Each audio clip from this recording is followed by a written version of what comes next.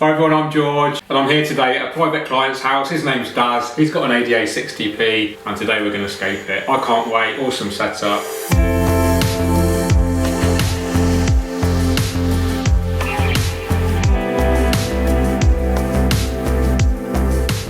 Starting from the top, we've got an ADA Solar 1 with a 150 watt metal halide bulb in it, which is the special ADA NA green spectrum, as you can see. Beautiful green rendition, which really makes the green colours of the plants pop. We've got the ADA light stand here. This is the classic ADA 60p aquarium, measures 60 centimetres by 36 by 30 deep. And we've got the ADA cabinet here. And we've got a thermo filter and a generic pressurised CO2 system. We're going to be using the entire ADA substrate system and fertiliser system. Hardscape will go through, planting will go through in more detail. Okay, first job is install our substrate. We're using the ADA substrate system, which is very comprehensive, regarded as one of the best in the world. And we start off with Parasound Special, and we've got one small bag here.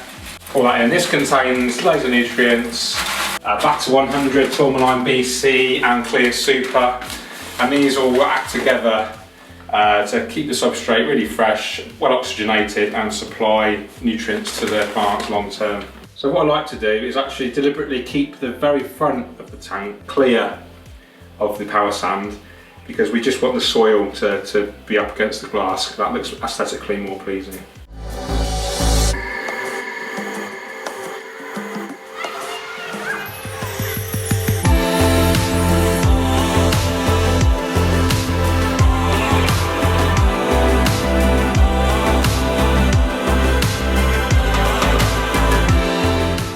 Okay, next we're going to add our classic ADA Aquasol Amazonia, one of the most popular substrates in the aquascaping world. Really rich in nutrients. Let's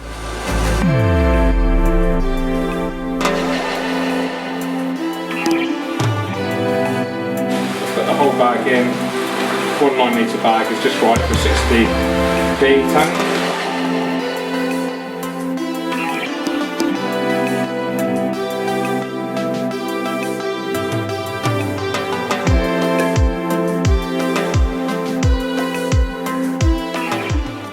Now it's the hardscape. Now if you've seen any of my videos before on aquascaping, you know how important hardscape is. If you don't, then it is the most important part of aquascaping basically. It's like the backbone of the layout. If you start off with a strong hardscape, then you're more than likely going to have a strong aquascape. If you have a pathetic hardscape, it's really hard to make a strong aquascape. So really important to get loads of height, real dominant hardscape, and that's exactly what we've got here. This has been used in one of my own aquascapes at home, and it's already got some moss readily attached there, and it should add like a really nice instant impact and a sense of maturity to the layout because we've already got that moss attached. And the great thing about a rimless tank like this is we can have the hardscape deliberately coming out the top of the tank. I think that looks great already.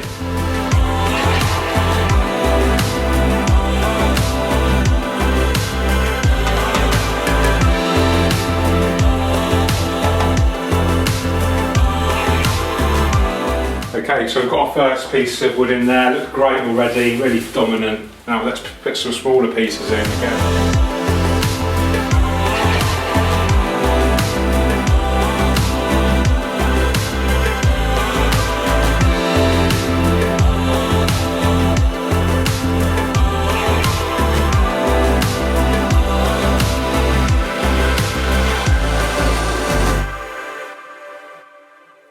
So this is Manton stone. It's one of the most expensive stones you can get. If you get it from ADA, it's super expensive in the UK anyway.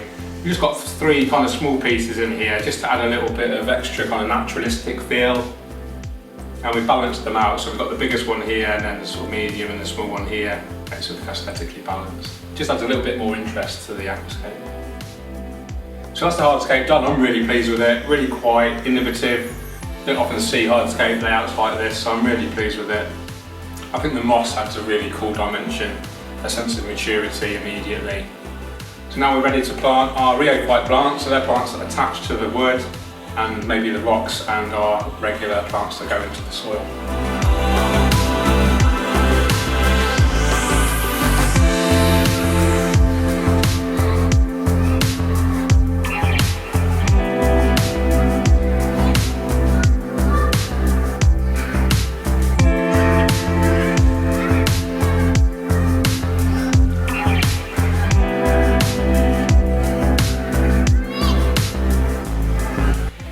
Eleocharis mini, we've got Ranunculus inundatus, Cryptocorini undulatus red, and Marcellea crenata. So we'll start off with the foreground plants and plant them right in the front of the tank, and then we'll move back a bit with the Ranunculus and the Cryptocorini. Let's do that right now.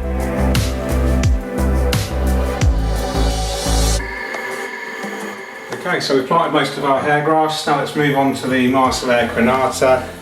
And I'm going to plant that almost randomly in between the hair grass. It should grow at a fairly similar rate. And so we'll combine together to form a complex texture, which looks really natural. You know, in nature we very rarely see, you know, flawless meadows of the same species. We don't see immaculate lawns in nature. And so we use that principle in the Nature Aquarium and deliberately mix up our species. So guys, if you are interested in aquascaping and you're not subscribed to me already, then hit that subscribe button. I do new videos every week, at least 2 a week. And if you subscribe, you'll get, you know, a notification. Daz is subscribed, aren't you, Daz? Certainly am. So a little bit of a story about me and Daz. Daz spent a lot of money on a complete ADA system a couple of years ago now, and he, you know, I think he'll admit that he didn't really know how to aquascape or what he wanted from it. And so, long story short, he got in contact with me, and then I created a new Agumi for him. And Daz had very little planted tank experience before, but I gave him a comprehensive maintenance schedule, like a set of instructions, like water changes, what liquid fertilisers to dose, how to do the CO2, and, you know, all credit to Daz, he followed it to the letter, performed his maintenance tasks, you know, religiously, and absolutely succeeded.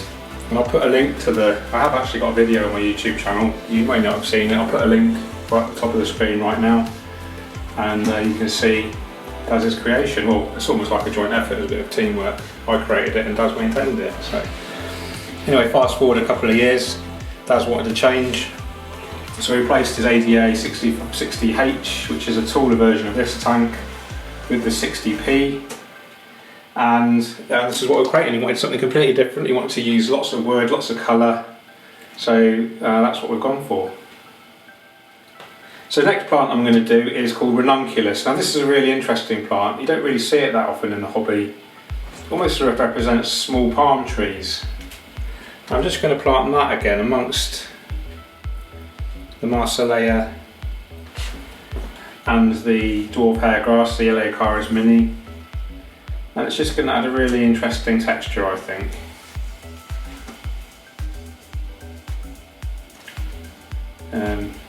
Again, this is all Tropica tissue culture we're using at the moment. 1-2 grow.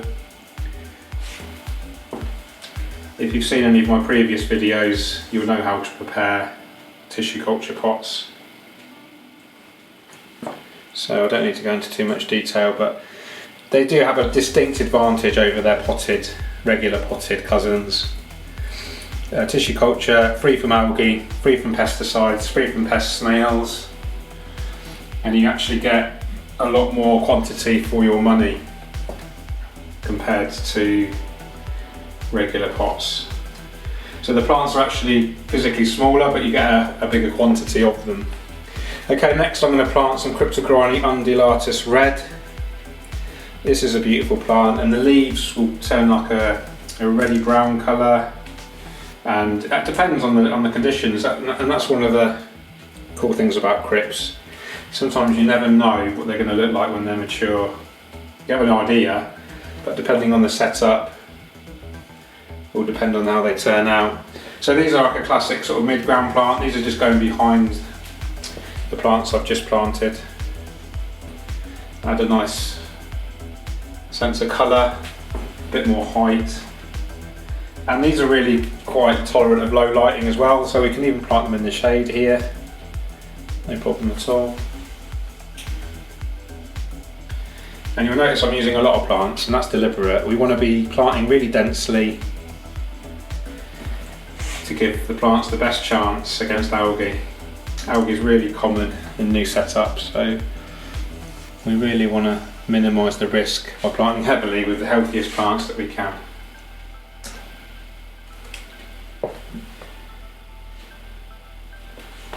Okay, it's super dark down here, so we definitely want to be planting the crypts down there. We don't want to be planting any demanding plants underneath that wood because it is shaded by the Solar One.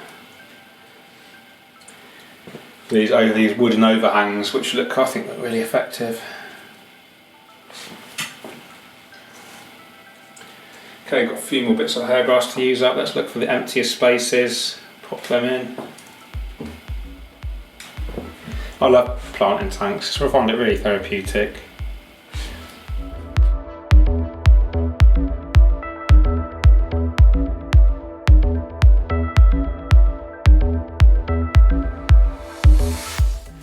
Okay, next we're going to actually plant under the wood where the shaded area is. Now this is going to be quite tricky. We don't want to disturb the wood too much, so I'm going to try and go in with my angled tweezers.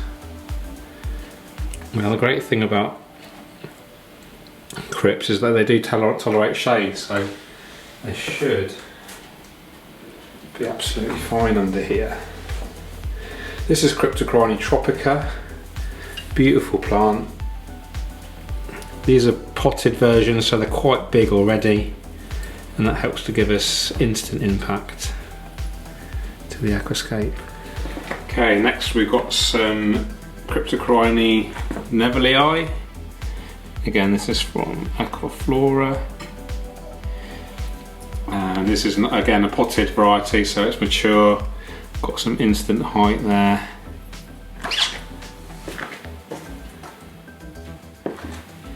Regular viewers to my videos will know I do love my crypts.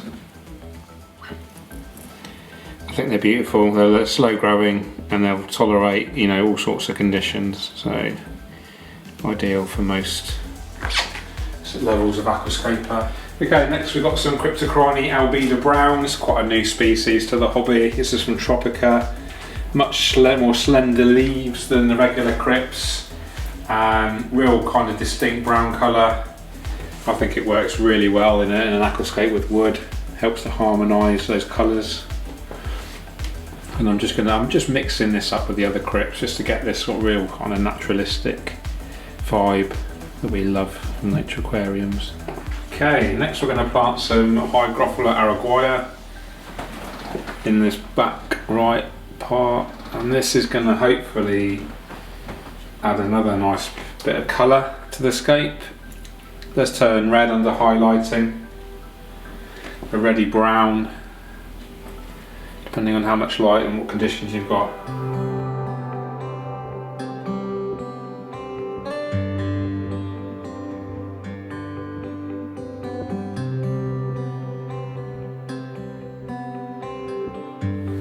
Okay, next we're going to plant our only stem plant that we're using today. This is Ludwigia palustris super red from Dunelay, and Daz was quite keen to have some colour in here. He liked to look at one of my previous scapes, and this is a really great sort of fast growing weed which is good for helping to prevent algae as well, so that's why we've gone for this. And this nice focal point plant, it's roughly central in the scape as well, so it makes a nice focal area.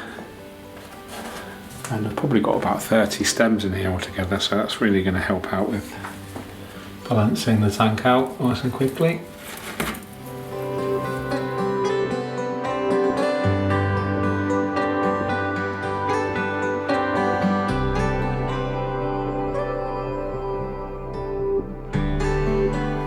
Okay, next we're going to attach our rheophyte plants. The first one I'm going to use is Bulbitis. This is a classic fern, originates from Africa, and I'm really going to use a real simple method of attaching.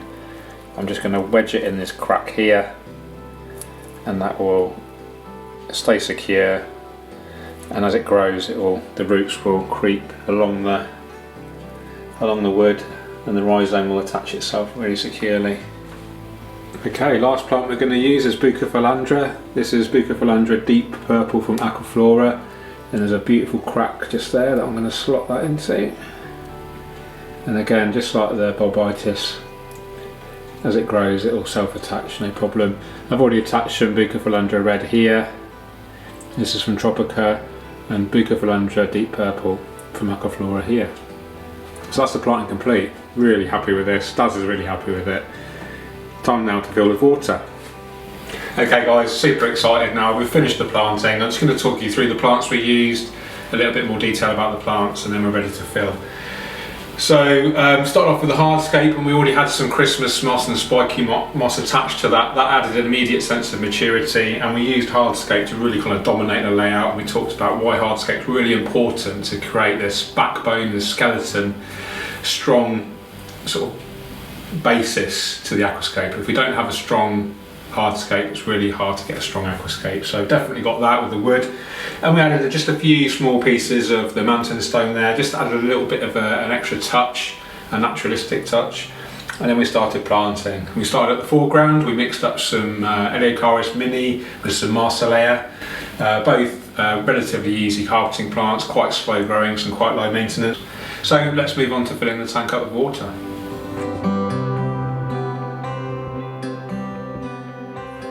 Okay guys, we've filled the tank up with water, we've fitted our CO2 kit and our filtration, and I'm really happy with the aquascape. More importantly, Daz is happy, and we've had a really great day. I've really enjoyed the process. I love aquascaping, and I hope I've imparted some of that passion onto you guys, some inspiration, maybe a little bit of education as well. So if you have enjoyed the video, please subscribe, hit that notification bell.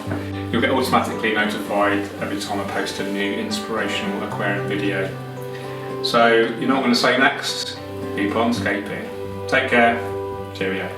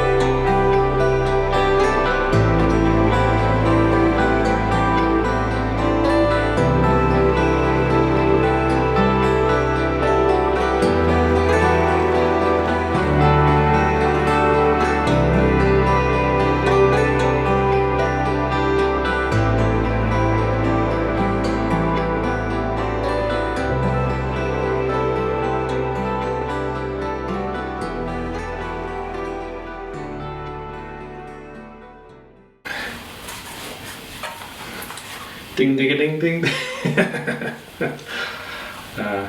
Okay, so So then we added some